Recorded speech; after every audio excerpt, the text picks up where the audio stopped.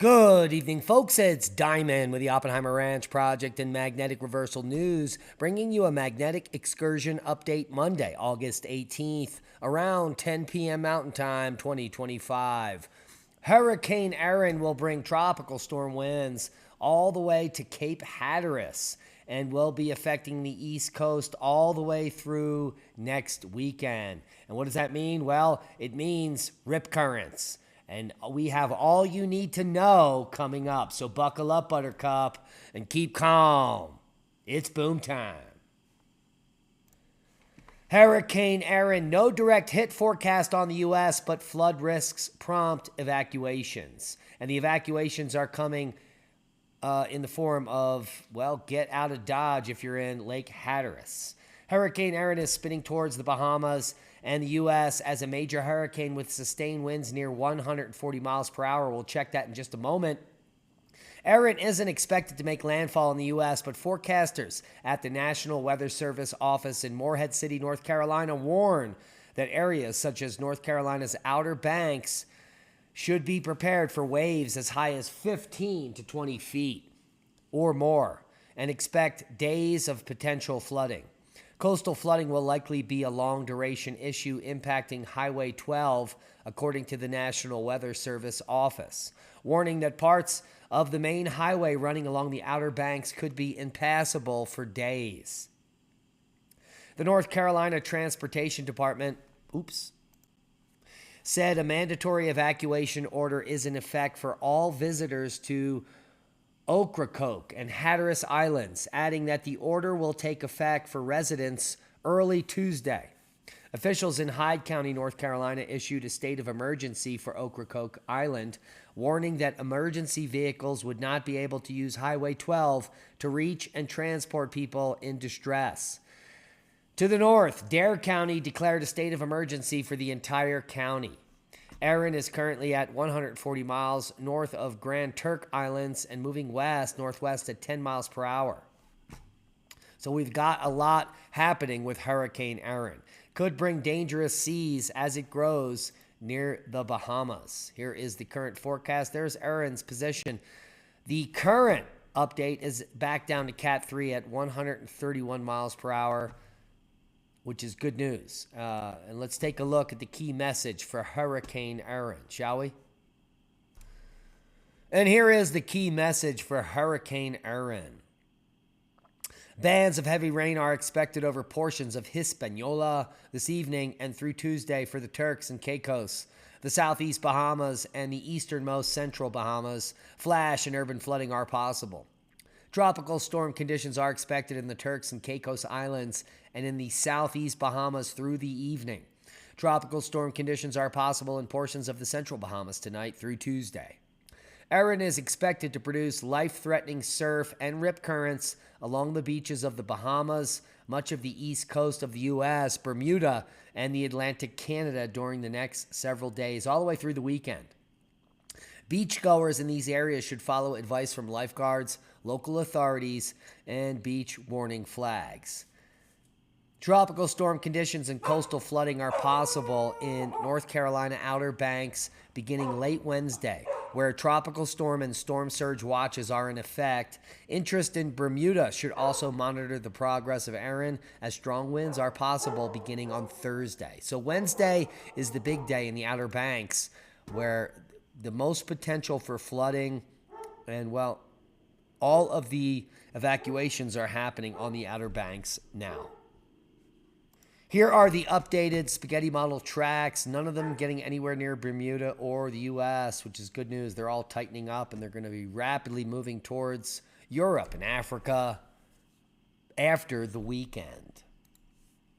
And what to know about rip currents. So all this week on the East Coast, from Florida up into the Maritimes of Canada, that means the entire East Coast of North America, we're going to be experiencing rip currents starting tomorrow from the tip of Florida. And as the week progresses, that rip current warning will move up the shore Wednesday for the Outer Banks, and by the end of the week, all the way up into Canada.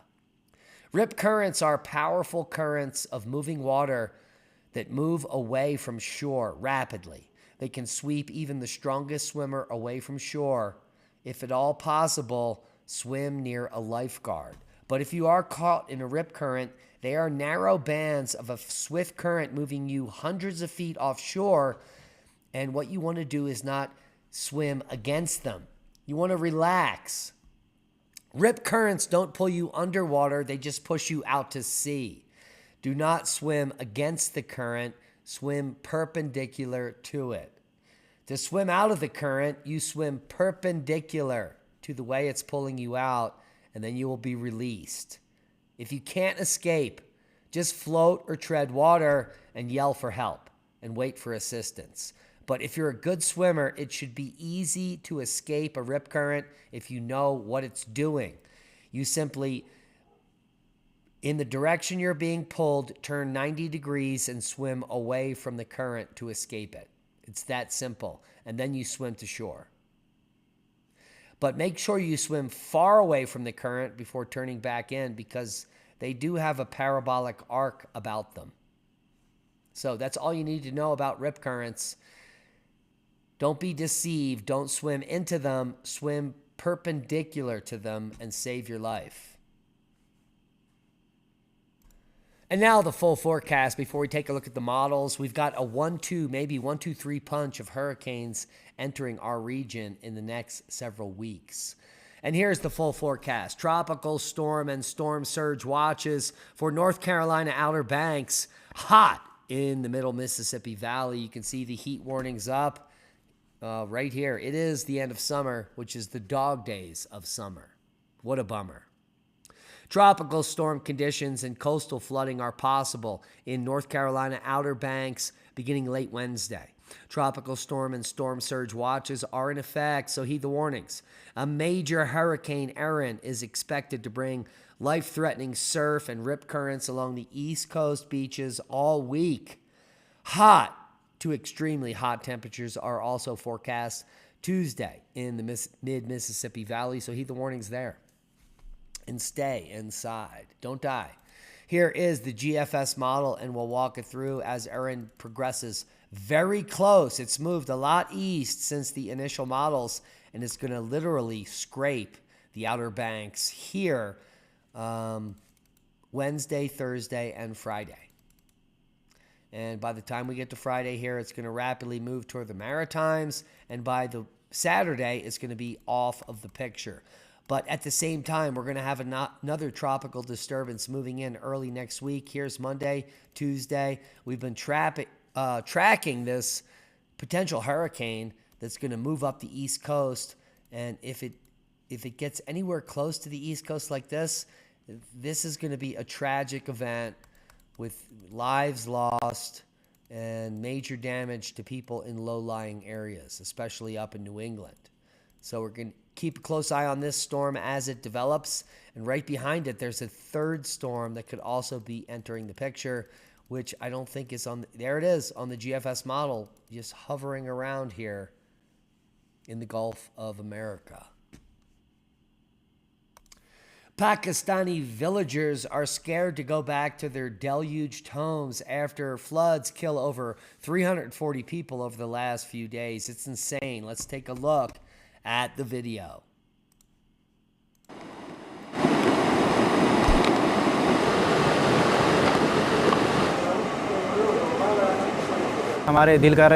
We don't want to enter our homes. Everyone is scared. When we came back to our homes last night, we were afraid that the rain and flood would enter our houses again. Children are scared. People cannot sleep in their homes. They were up the whole night, fearing the flood could hit their houses.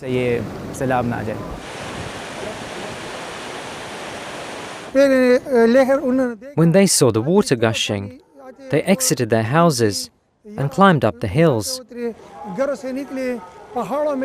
Now they're all up on the hills.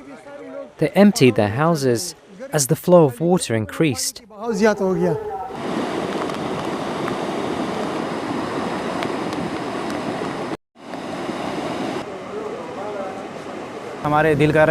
We don't want to enter our homes. Everyone is scared. When we came back to our homes last night, we were afraid that the rain and flood would enter our houses again.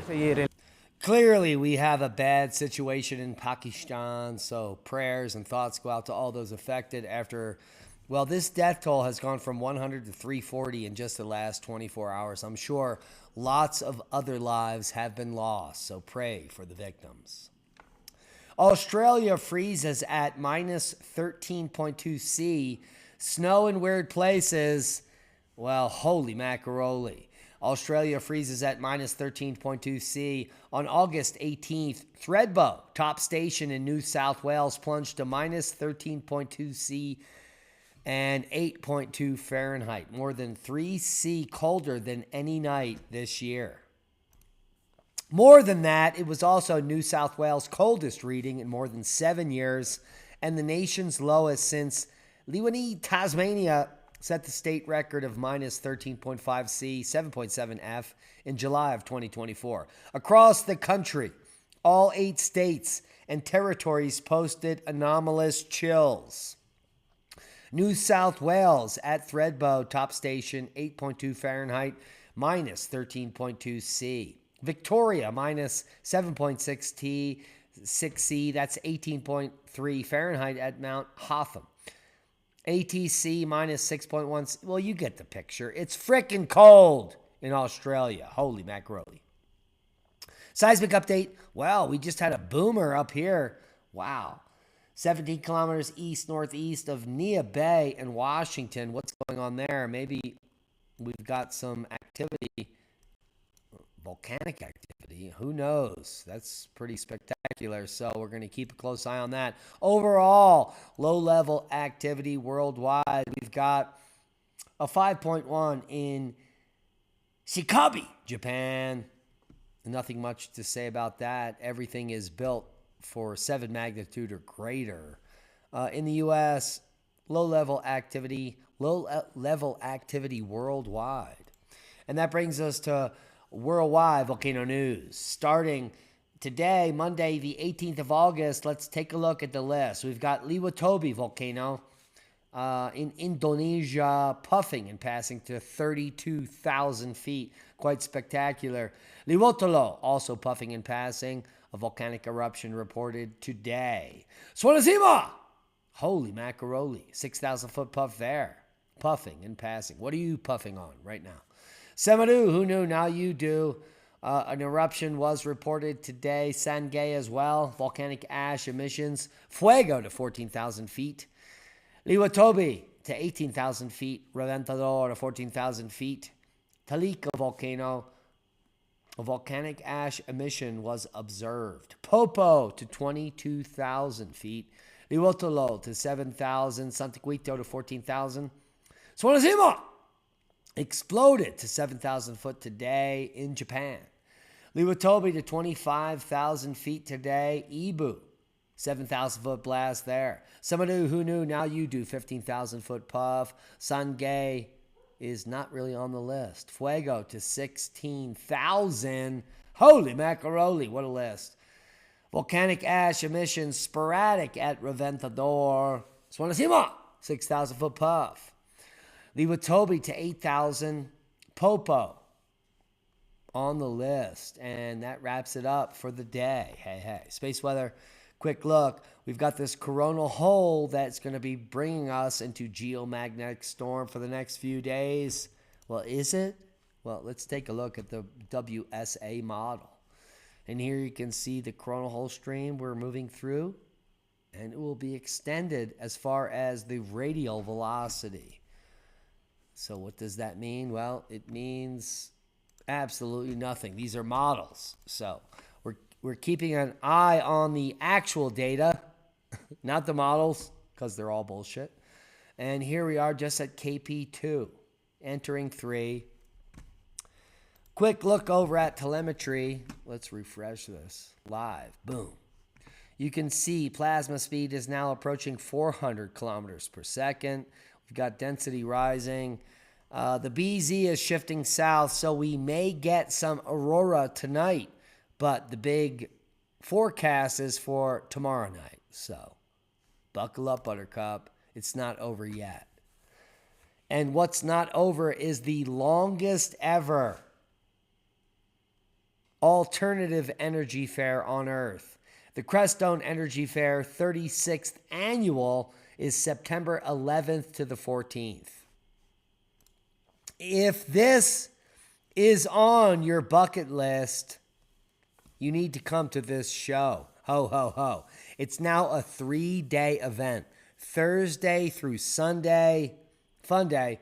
And, well, you're going to see Alien, Alan, Leah, and I will all be at the event. Leah's going to be selling her tallow bombs.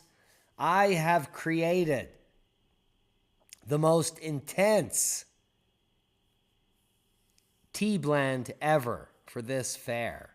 It's going to be a lucid dreaming blend. So buckle up, Buttercup, and come to the fair to get the free cannabis. Yahulti, commonly known as Mexican tarragon, has a deep, mysterious history all the way back into the Aztecs and into ancient history. In the highlands of Mexico, nestled between the towering peaks of the Sierra Madre, there grows a plant of extraordinary mystique and magic, and it actually grows here in Pagosa Springs if you plant it perennially. Mexican tarragon, known as Yohutl, or there's so many names, and it goes back into history, produces a quality of lucid dreaming unknown by many. And if you join us at the 36th annual Crestone Energy Fair, you'll have the opportunity to taste some of this tea and buy some for yourself. And that is miraculous. And, well, we would love to see you there at the 36th annual Crestone Energy Fair. Go get it. And that's a boom to knowledge. Hit the thumbs up. Subscribe to the channel. Do it right now. Half of you watching are unsubscribed, and we're trying to get to 100K to get that plaque. So do it now. Also, share this video with like-minded people and make your way out to the San Luis Valley this year. If it's on your bucket list, do it now. Do it now. And that's a boom. We love each and every one of you, and be safe.